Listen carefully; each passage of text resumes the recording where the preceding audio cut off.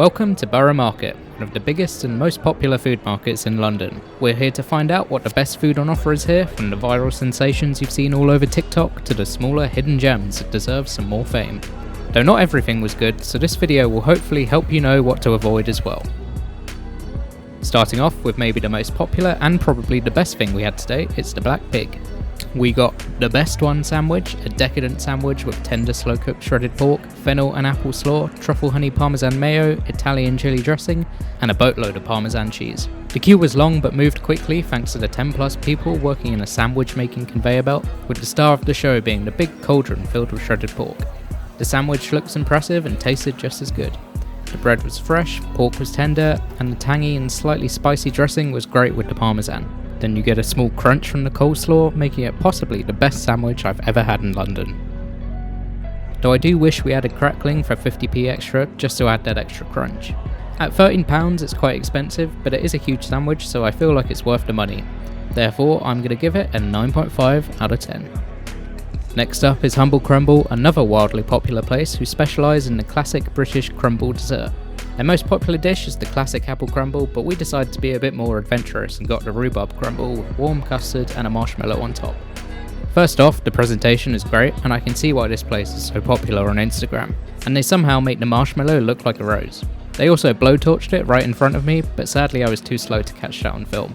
But anyway, if you like rhubarb flavour, then this is fantastic, with the tangy fruity flavour going great with the warm vanilla custard. Then the crumble is pleasantly crunchy and gives the whole thing some good texture. It took me right back to my school days of having apple crumble for dessert, so I'll give it an 8 out of 10.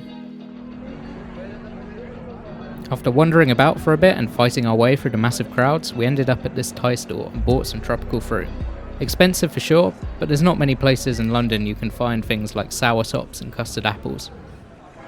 After wandering about a bit more, we came to this stand called Shellseekers, where they had an oyster bar selling freshly shucked oysters. They sell two types of oyster here, and we went for the Ackle oysters at £3.50 each.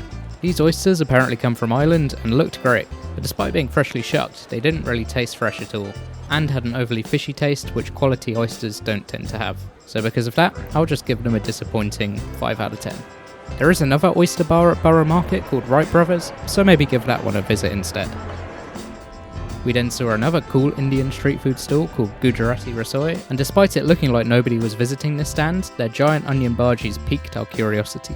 So we bought one for £2.85, and it was a pleasant surprise. It was huge with crispy oniony exterior and soft centre, and it was packed with Indian spices, so this makes a good quick snack. But I would recommend you also get some green chutney on the side if you want to try this for a bit of extra moisture. Still, good value by Borough Market standards, so I'll give it an 8 out of 10.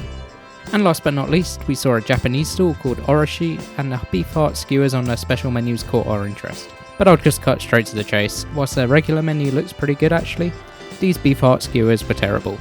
The beef was okay, but the sauce was the saltiest thing I've ever tasted and completely ruined it. It was like drinking soy sauce, so at £6 for that, I'm going to give it a dire 3 out of 10. But that's it for this video. Hopefully it's given you a few ideas of what to eat at Borough Market, and what you should maybe avoid. Please like and subscribe if you enjoyed. Thanks for watching, and goodbye.